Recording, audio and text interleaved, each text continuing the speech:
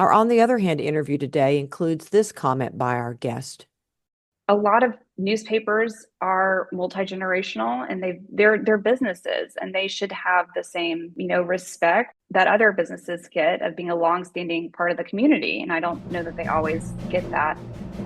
This is On the Other Hand.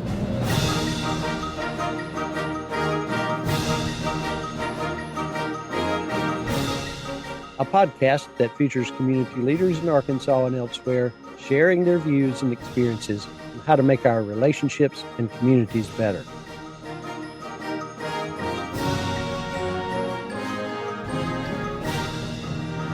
In the first part of our conversation with Eliza Gaines, she shared some interesting thoughts about the perspective that she has as the publisher and owner of the Arkansas Democrat-Gazette.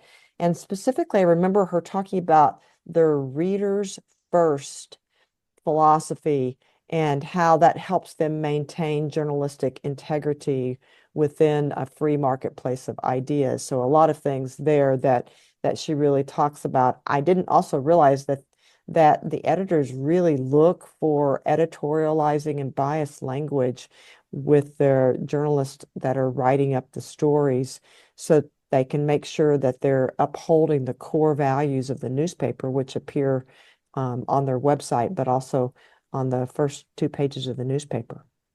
Another thing is that she discusses the issue of the Freedom of Information Act and how some of the arguments that have been put forward to limiting it in recent years, she says they boil down to an efficiency argument, basically saying that because people ask questions and need information, that kind of interferes with the time and cost of the governmental organizations having to provide that. And she says that efficiency argument is vastly outweighed by the importance of the access of the community and the citizenry to the information about the government and what it's doing. So I thought that was really interesting. Well, now let's get to the second part of our conversation with Eliza Gaines.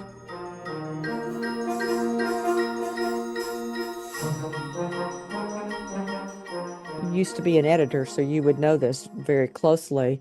How do you recognize when something's biased? Is it just language that's used to describe an event? Yes. So we have a list of words that we watch out for, like, let's see,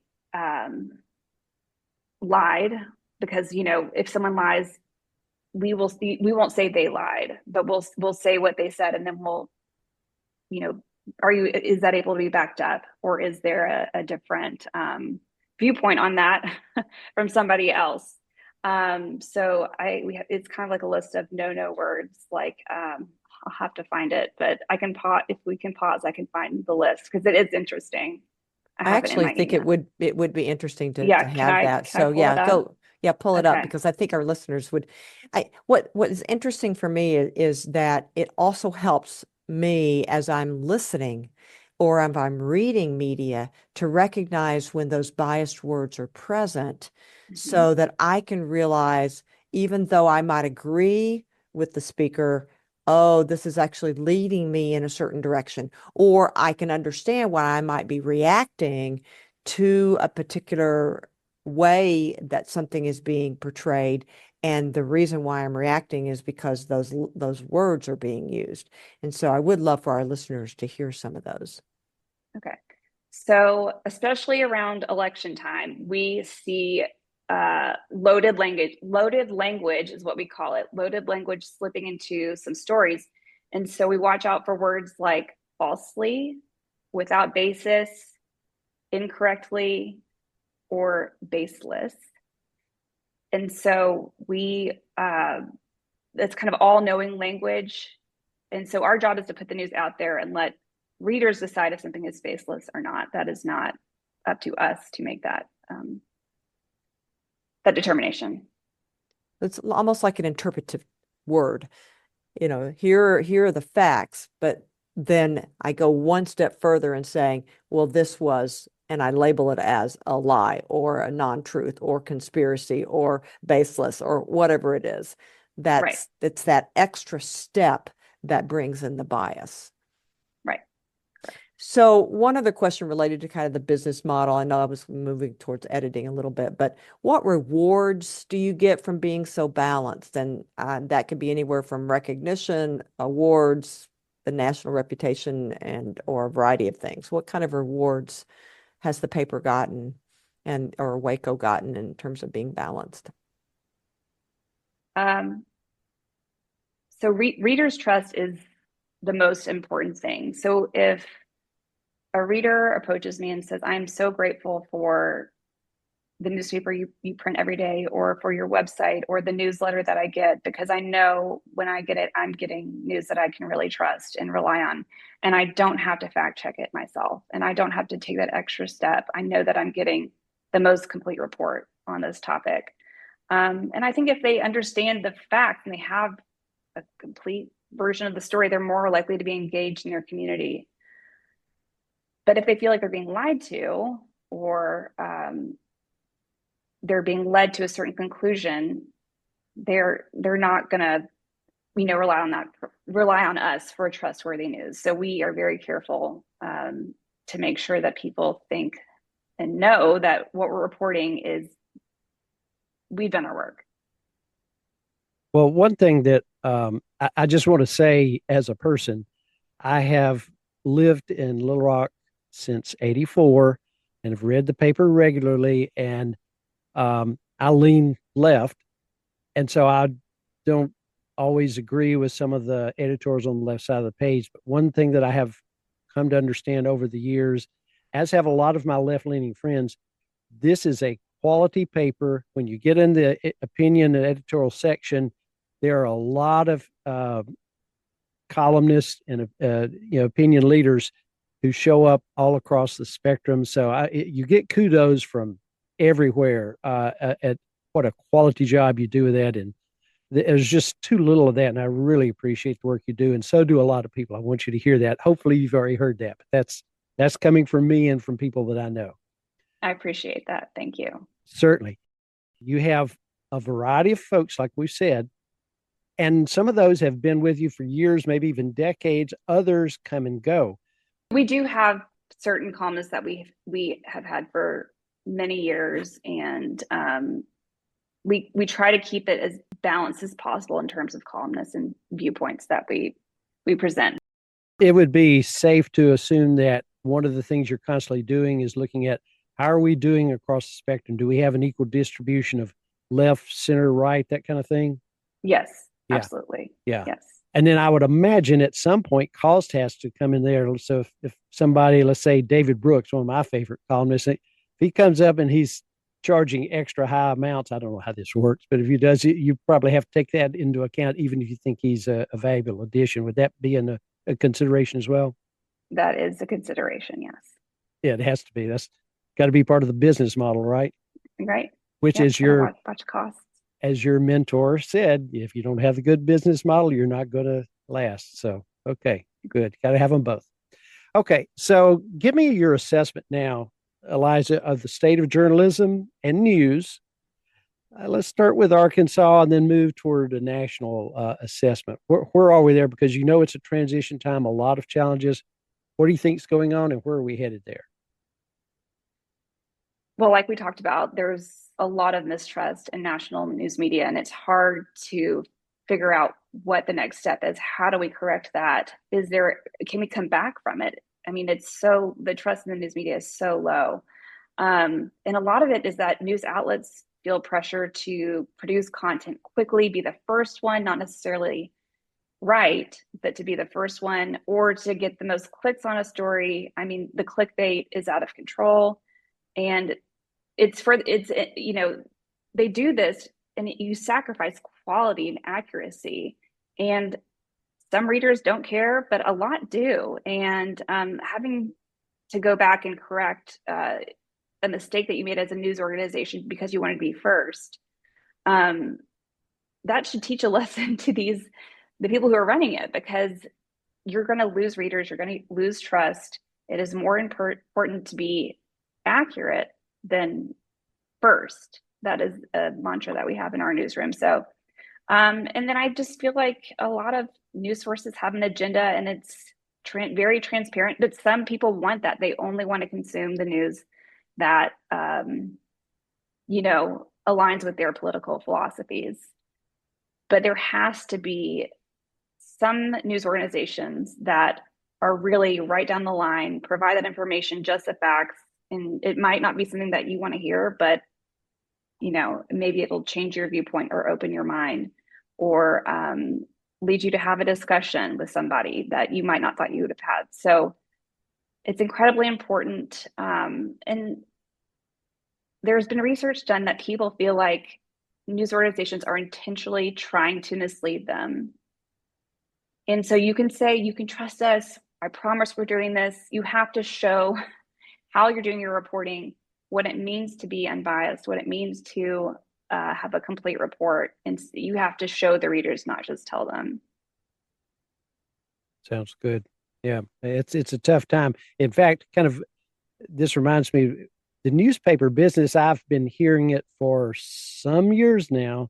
It's a dying business, and I think the printed part, it sounds like that may be accurate, unfortunately, for us older folks who grew up with printed versions of the news. But there's the digital domain, and it looks like you guys at the Democrat-Gazette have done a good job of incorporating that into how you do things now. So kudos to you for that. In many ways, you've been a leader, I would say, in incorporating the digital domain to your treatment of news. But we've got so many sources of news, a lot of them suspect, as you point out. I wonder, with all the advertising money going away from the printed medium and maybe even from established legacy media into social media and other things, how do you handle the need to have revenue? That's got to be part of your business model. How do you address those threats to your financial viability? We still have a very loyal print or replica audience who loves reading the replica edition on their iPad, it's an exact replica of the printed newspaper. So it's not just a website, you feel like you're reading the newspaper. And so that appeals to a certain audience and they are very loyal and we are extremely grateful for that. There's not the same interest in that form from younger audiences. They do not want to sit down and swipe through a replica edition of a newspaper or get the print newspaper on Sunday. The majority of them are not interested in that format. So now we are looking at new ways to attract that audience. And our website is one way to do that, but also social media and video is crucial. So we are doing our research, trying to understand the best way to reach new people and the people who don't even know that we exist. How do we expose our work to them, our journalism to them? And so that is a big focus for us right now. Okay. Good luck with that, because I know it's a real challenge. So ways to continue to succeed and to maintain your financial viability. One of the thoughts that occurred to me just recently, we had the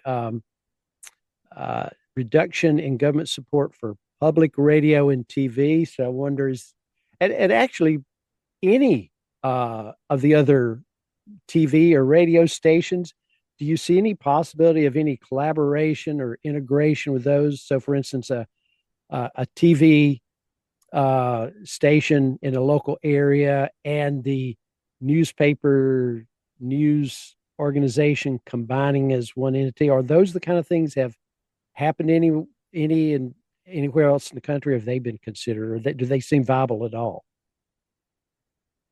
That's not something we have considered, but would be open to considering, because the more credible news you have in front of people, the better it is for our state.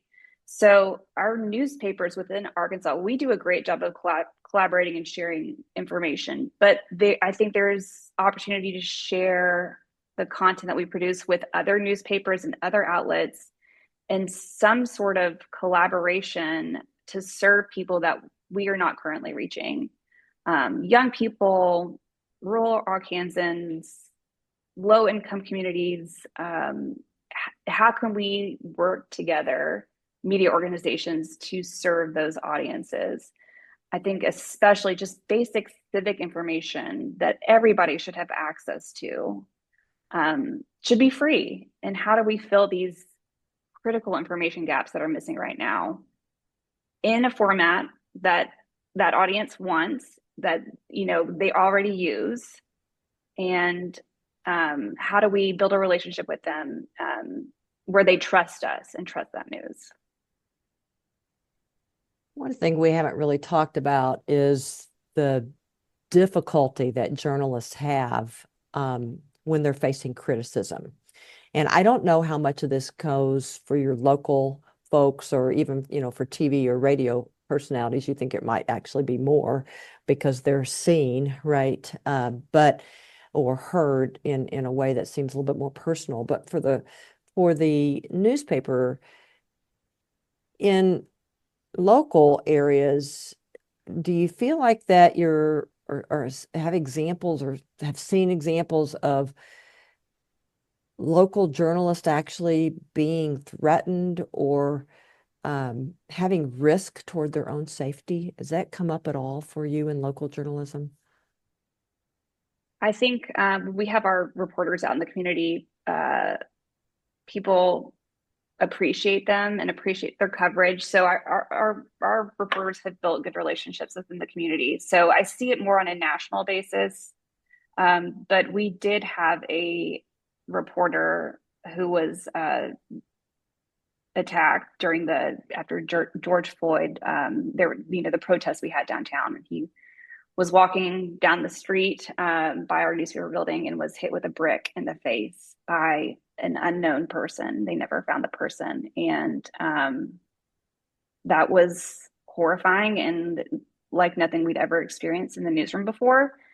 And it was terrible. And, as a journalist, that's something that is a possibility. You know that there are people who think that the press is the enemy, and we're just trying to do our jobs. So that was kind of a wake-up call for me. I had never experienced that kind of harassment to one of our people before because of what they were trying to do, which was their job. And it is something that, again, you're getting into when you become a journalist, but that hit very close to home, obviously. So how do you train up your young journalists to deal with those potential things that might happen, even though here it might be less often than at the national level? Be aware of your surroundings. We know you're focused on getting the story, but be aware of your surroundings. Have a buddy. If it's the photographer who's with you, make sure you know where that other person is. Know your rights as a journalist. During that protest, there was a curfew that was instituted, and one of our online journalists who was recording a police officer said, you can't be out here. It's past curfew. You will be arrested if you don't stop recording, and it's time for you to go home. And he knew his rights, and he said, I'm part of the media. Here are my credentials. You can't do that. So we really tried to train them up to understand what their rights are, what they should do to be safe, especially, if you're reporting at night, to have a buddy. And it's just so important to do your job and be able to do it well without that threat. And when you have government leaders and our president saying that the press is the enemy, it doesn't help things. So I'm wondering, advice for how our government officials and citizens can come together and work across the divides to be able to support this free, independent, and trusted press. Any ideas? I think don't demonize the press, because it really makes you look bad as someone. If you claim to support transparency and government transparency, then to say that the press is the enemy, it doesn't make any sense. So champion the press, be open, talk to them, the media is not out to get anybody. We are trying to help people understand the issues at hand and who is running our country and our states and our cities and our, you know, our communities. We're not the enemy. So I think just changing that mindset, celebrate trusted local news. Don't compare local media to mainstream media. We are not the same thing at all.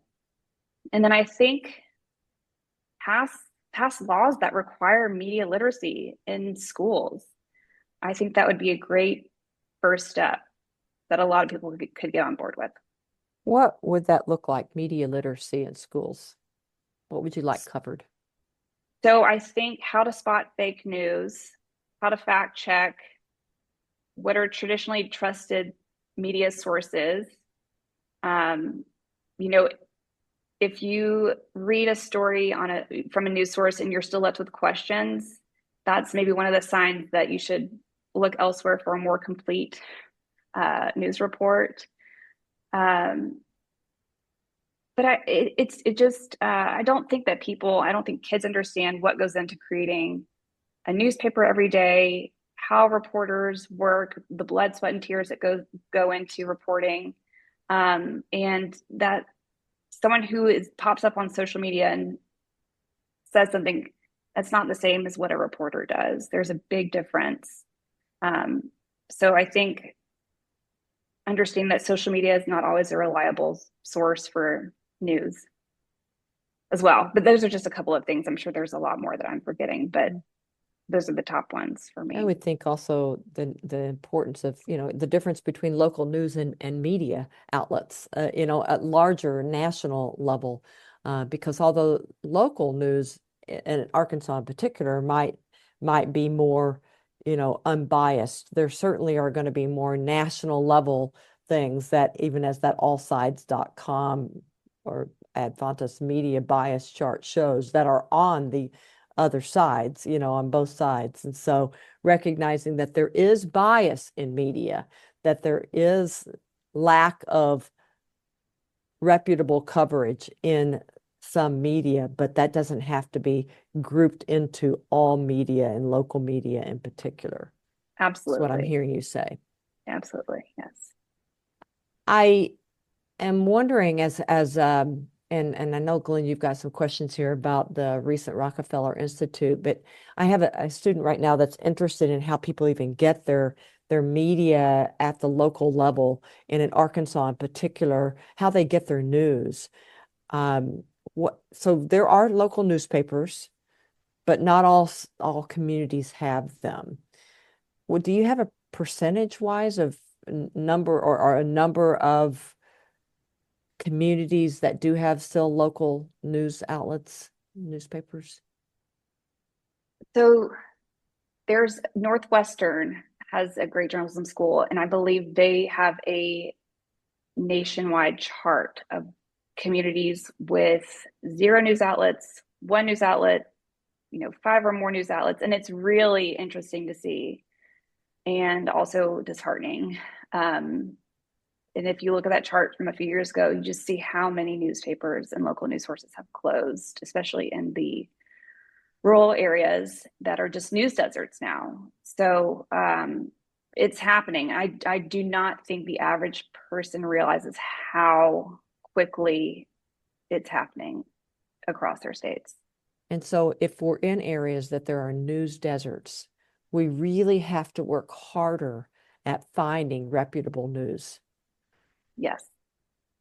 That is why I'm very grateful for organizations like the Knight Foundation. One of their big focuses right now is expanding news in those areas that are now, you know, technically news deserts.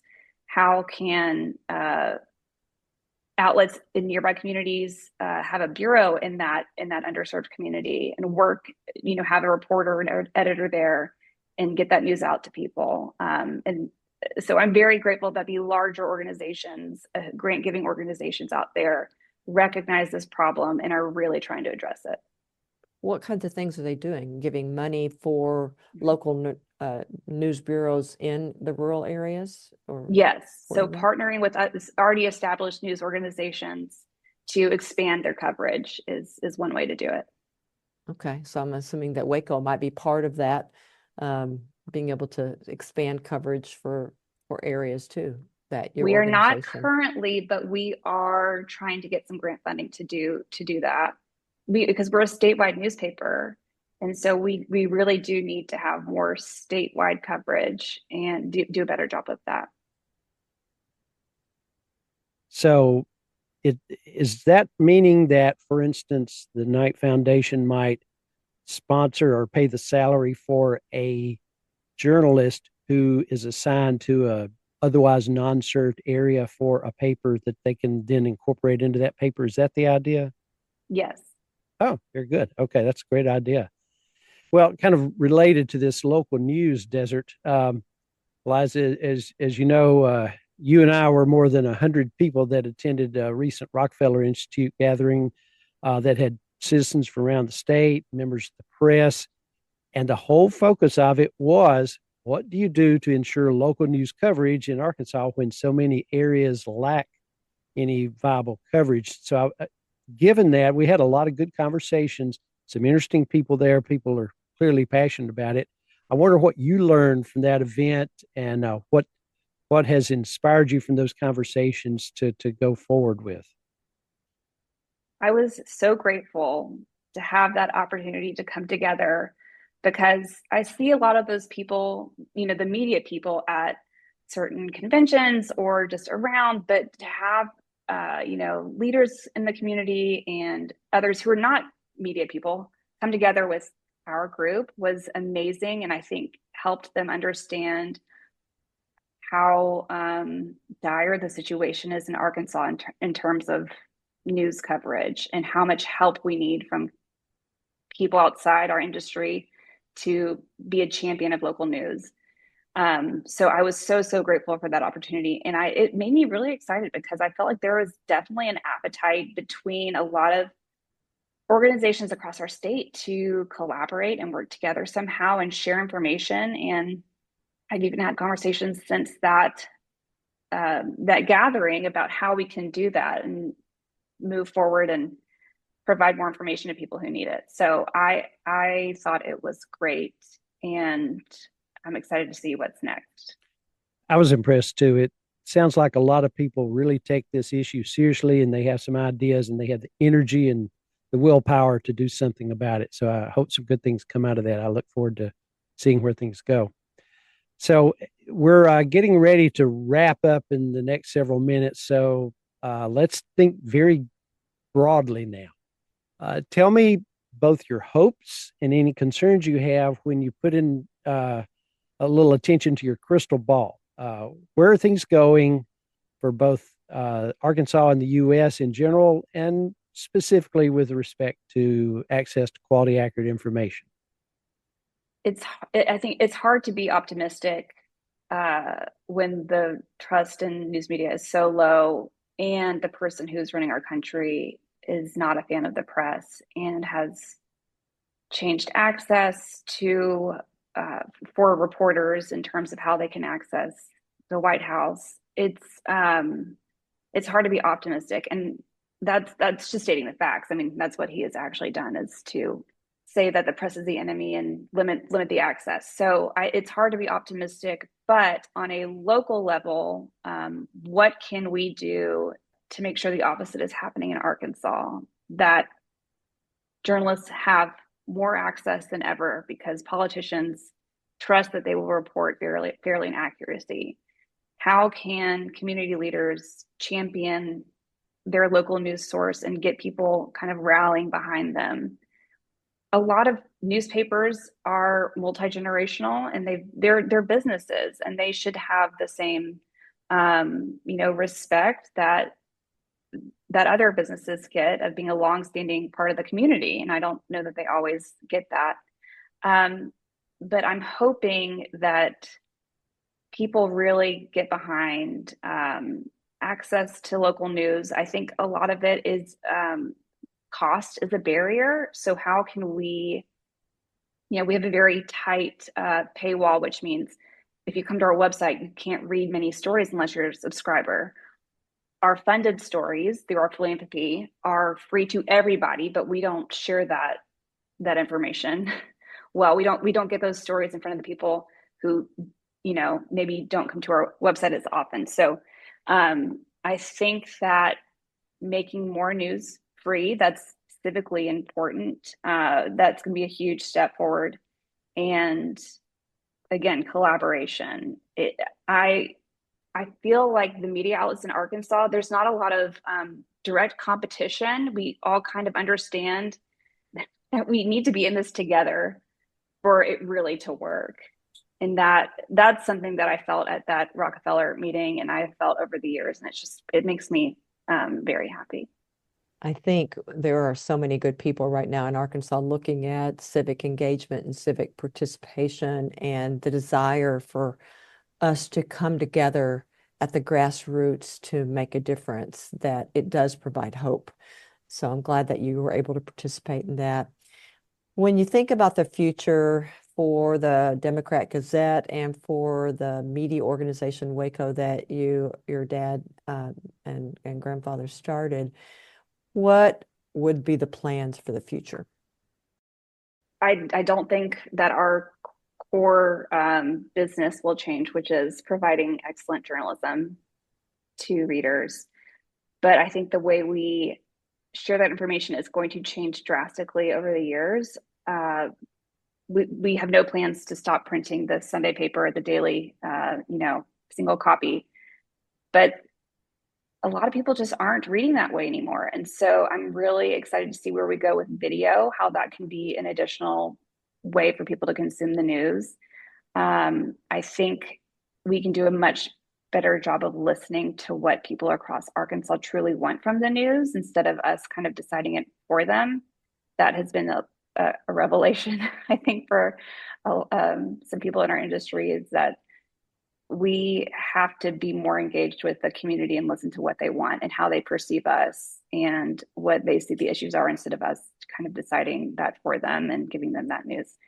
What I see as a future is more collaboration with the community, more ways of sharing that news, being more accessible, and hopefully just continuing that trust with our readers. How do you gather information from the community? So what we have been doing recently is feedback sessions. We've reached out to colleges, we've done surveys, we've done in-person interviews. And I think it will take each editor in each market really going out and talking to communities that we currently do not serve, or that maybe don't trust us as much as an institution, or that we haven't covered as well, and hearing some hard truths from them about their relationship with our paper, how they feel about our coverage, and taking that into account.